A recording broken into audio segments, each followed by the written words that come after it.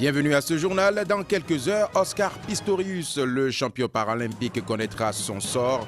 Du héros à l'accusé, nous irons à la découverte de l'homme dans ce journal.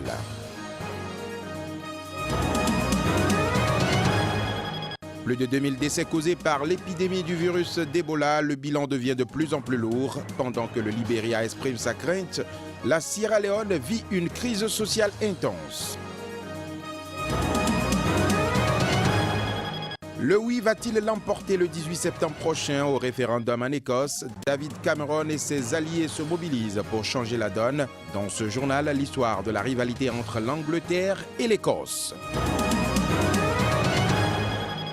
Vous êtes sur SICA, mesdames et messieurs, bonjour. Démarrons cette information par cette nouvelle à la veille du 13e anniversaire des attentats du 11 septembre aux États-Unis. Le président américain Barack Obama a promis de frapper l'État islamique où qu'il soit grâce à la puissance aérienne des États-Unis, mais aussi en renforçant le soutien aux forces irakiennes d'une part et à l'opposition syrienne modérée d'autre part. Dans une allocution en pointe de solennité, Barack Obama s'est dit déterminé à aller jusqu'au bout, prêt à frapper l'État islamique en Syrie et à étendre les raids menés en Irak afin de détruire le groupe djihadiste ultra-radical.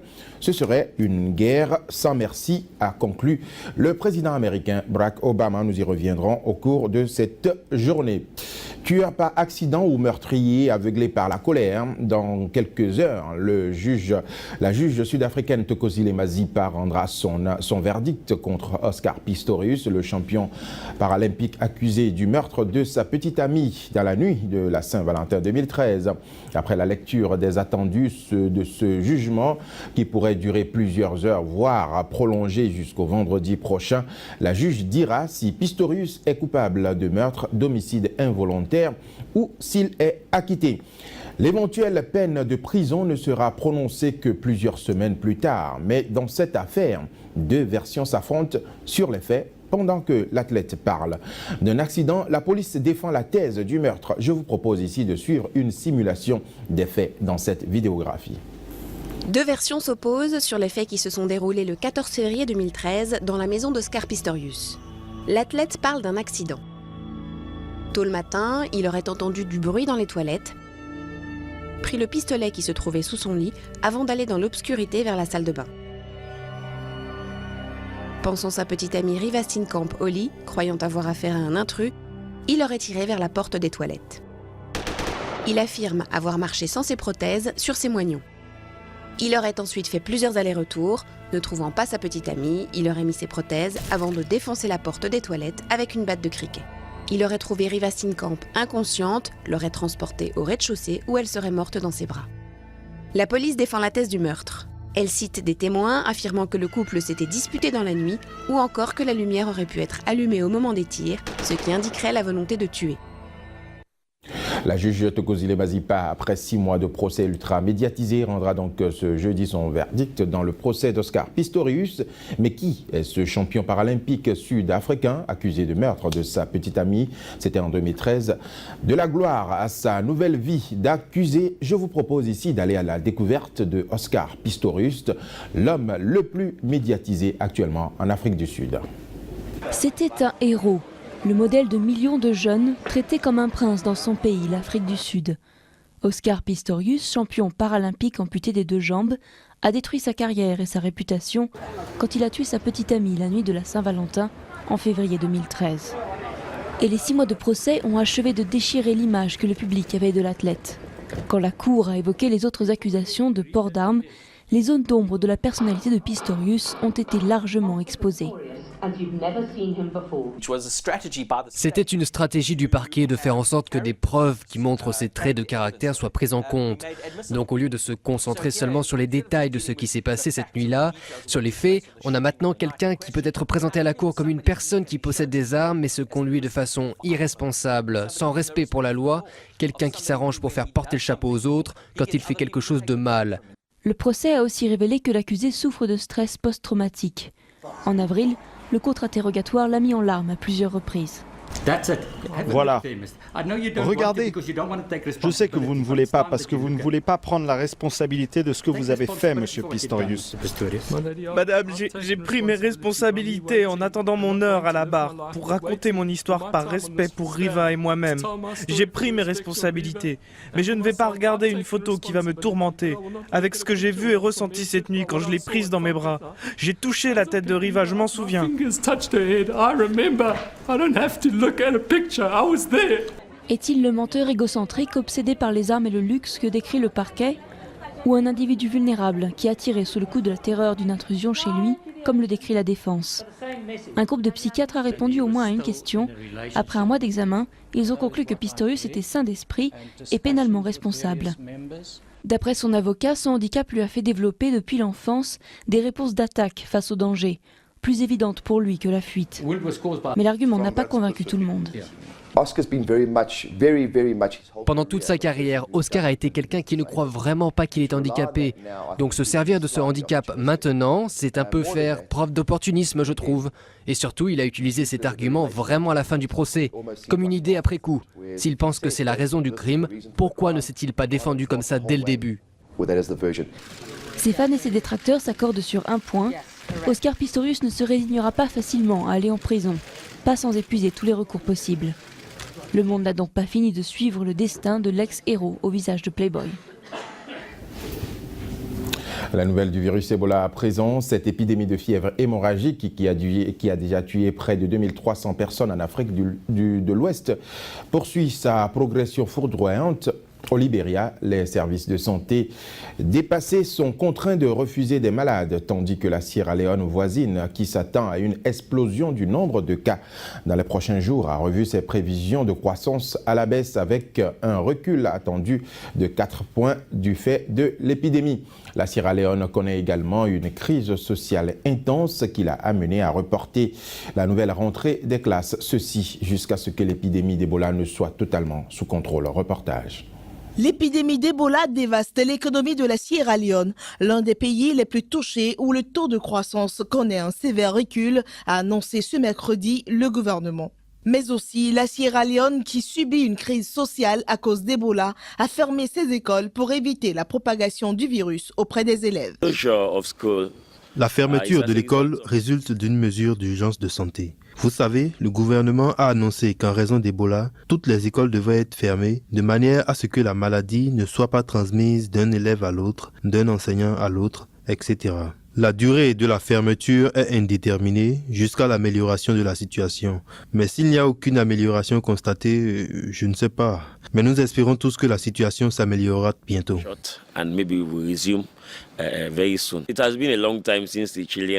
Cela fait longtemps que les enfants sont à la maison et ce n'est pas bon pour leur éducation. Pour être éveillés, il faut passer du temps sur les livres, mais comme ils sont à la maison, je pense qu'ils devraient essayer de lire leurs livres chez eux, ou s'ils ont des frères et sœurs plus âgés, ils devraient s'approcher d'eux pour apprendre quelque chose. Or if they have elder brothers or sisters, they should get to them so that they can be able to teach them something. Le virus Ebola ne peut être contenu que si nous sommes en mesure de contenir la transmission d'une personne contaminée à une personne non contaminée. C'est pourquoi nous avons dit que nous ne voulons pas que les élèves se rendent à l'école parce qu'ils sont vulnérables. Nous allons avoir 3 jours de campagne de porte-à-porte du 19 au 21 septembre et nous nous attendons à ce que tout le monde reste chez soi. Nous allons avoir environ 21 408 volontaires composés d'infirmières, de personnel d'ONG et de jeunes. La Commission européenne organisera lundi une réunion associant plusieurs ministres et des experts pour coordonner l'aide que l'Union européenne peut apporter aux pays africains touchés par l'épidémie d'Ebola, a-t-on appris auprès d'un porte-parole.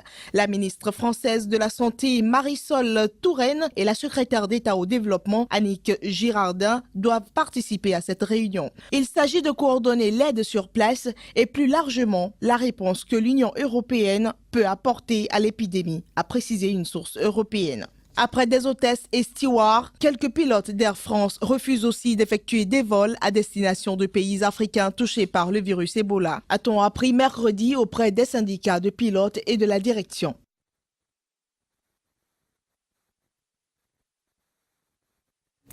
Plus de 2000 décès donc causés par l'épidémie du virus Ebola. Le bilan est de plus en plus lourd pour le continent africain. Le Libéria, qui totalise le plus de victimes, exprime sa crainte de disparaître de la carte du continent africain. Pendant ce temps, en Guinée, pays où s'est déclenché le fléau, le président Alpha Condé invite à la mobilisation. Reportage. Face à la propagation exponentielle d'Ebola, les pays africains en proie à l'épidémie tentaient mardi de s'organiser pour freiner la transmission de la maladie, première étape prioritaire dans la guerre contre le virus selon l'OMS.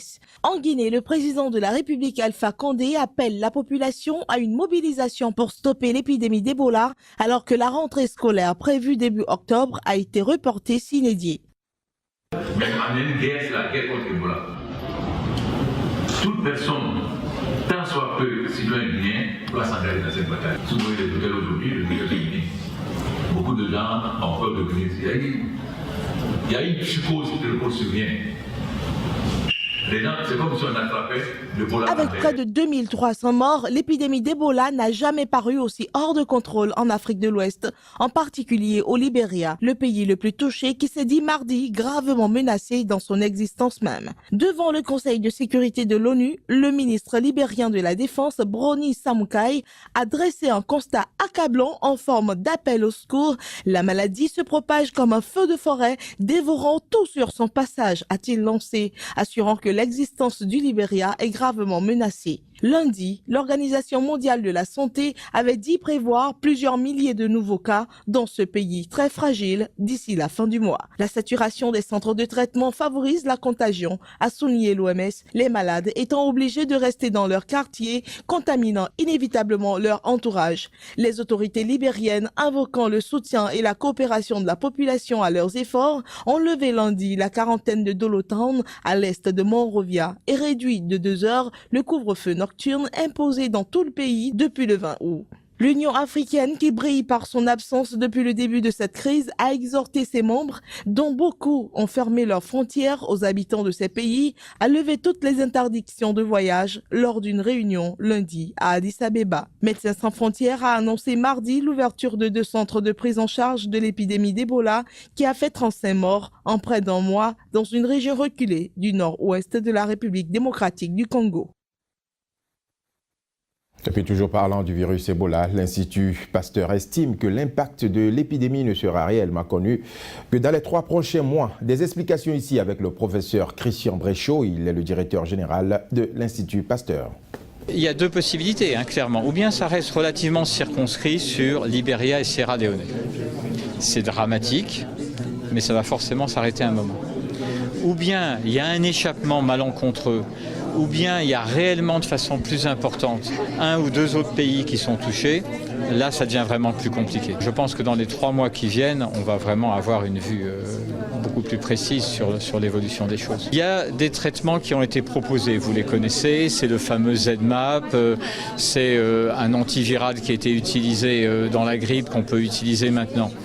On espère tous que ça va donner des résultats. Mais jusqu'ici, et c'est ce qui a été repris par Noël Tordo, les arguments étaient essentiellement obtenus chez l'animal et pour le ZMapp sur un tout petit nombre de patients.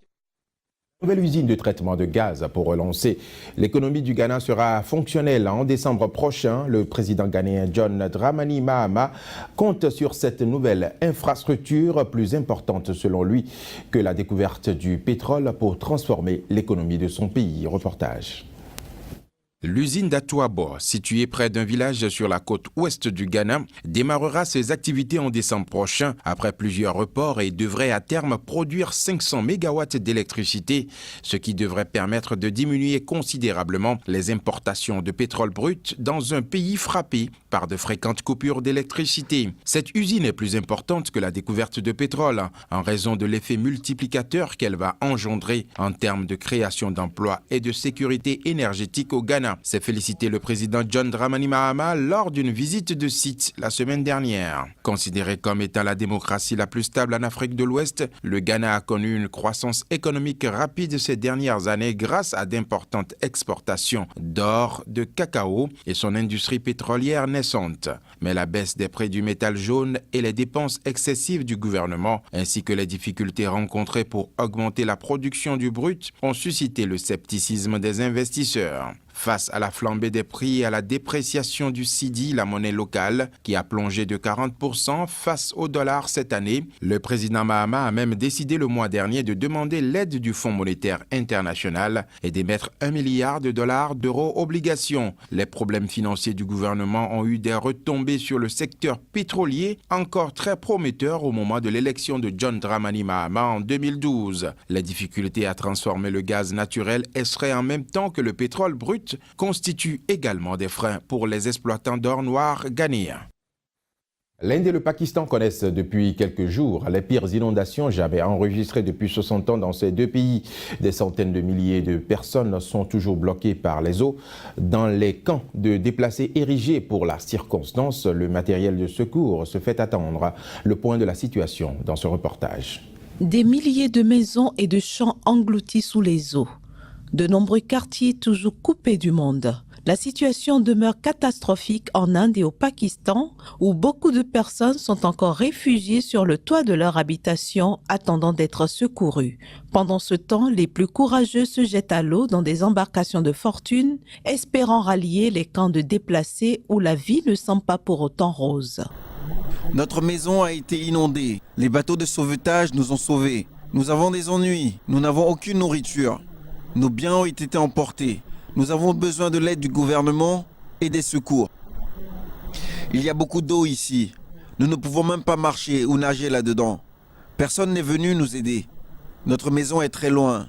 J'arrivais à peine à nager et cet homme m'a aidé et m'a pris dans son bateau. C'est grâce à ça que je suis en sécurité maintenant. L'inondation a tout détruit. Les bateaux de sauvetage sont venus nous chercher. Nous sommes maintenant dans des camps. Nous n'avons pas de nourriture, nous n'avons rien. Nos animaux et nous-mêmes sommes malades à cause des inondations. Nous nous inquiétons beaucoup. Nous demandons juste de la nourriture pour nous et nos animaux. Pour faciliter l'acheminement du matériel de secours tant attendu, ce pont a été érigé. Nous avons aidé près de 40 000 citoyens, en plus des forces armées et de la force de sécurité frontalière, en construisant ce pont.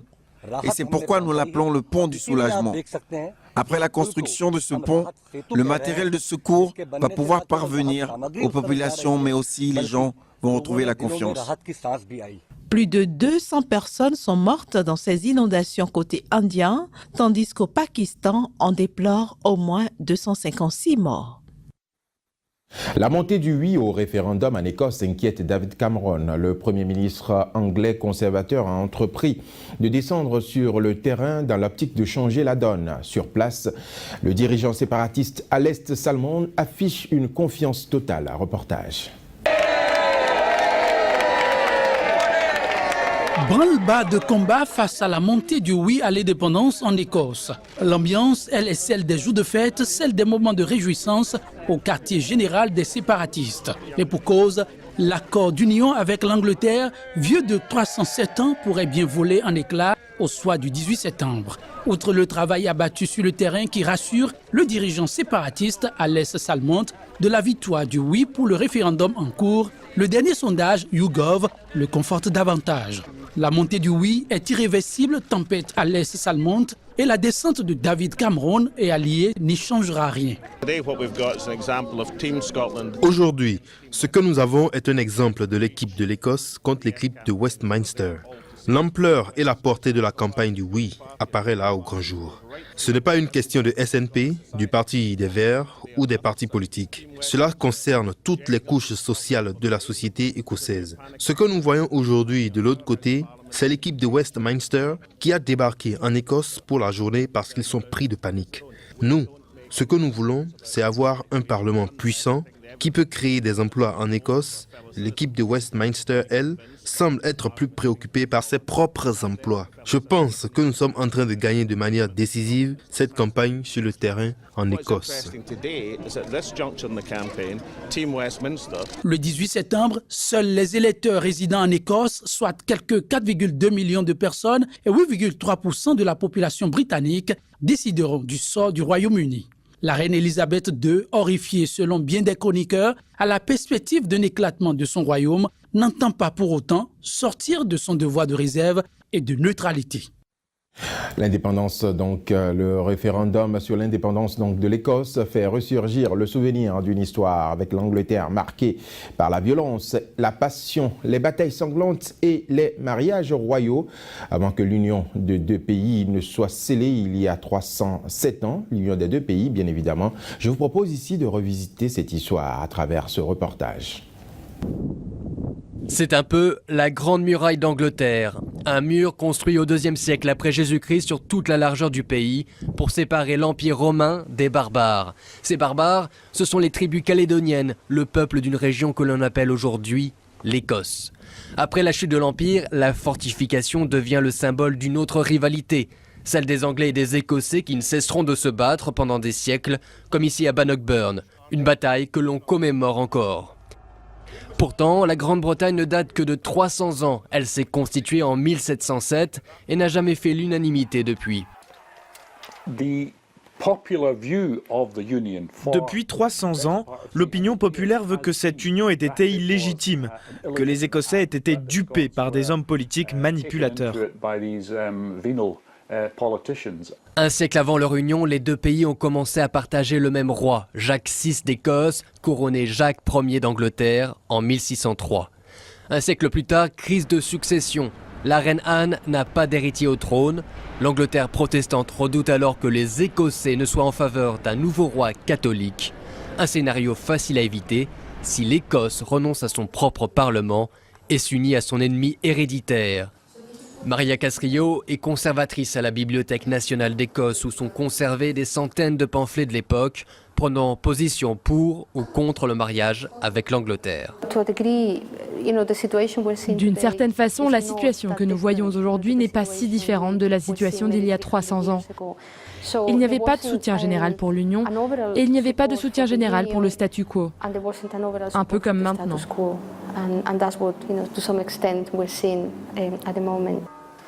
En 1707 comme en 2014 pour le référendum, l'économie est l'un des facteurs les plus importants. Dans l'ancien Parlement d'Édimbourg, les députés votent pour abolir leur propre pouvoir. Pour la première fois, il n'y a plus qu'un Parlement et il siège à Londres. C'était une époque où le commerce était très important. Les Écossais n'avaient pas la marine dont ils avaient besoin pour soutenir leurs bateaux de commerce en haute mer. Ils avaient quand même fait quelques tentatives pour former ou créer des colonies, mais ils n'avaient pas d'empire colonial. L'Angleterre, si. Et donc les Écossais voulaient vraiment faire partie de l'empire commercial anglais en pleine expansion. En 1999, Tony Blair donne de nouveaux pouvoirs à l'Écosse qui va créer un parlement régional. Mais cette autonomie est loin d'aller jusqu'à l'indépendance. Faut-il aller jusqu'au bout? C'est tout l'objet de ce référendum. Et voilà, madame, monsieur, ce sera tout pour cette édition que je vous remercie d'avoir suivi. Retenez que le programme se poursuit sur Sika TV. L'information est également sur notre site internet www.sikatv.info.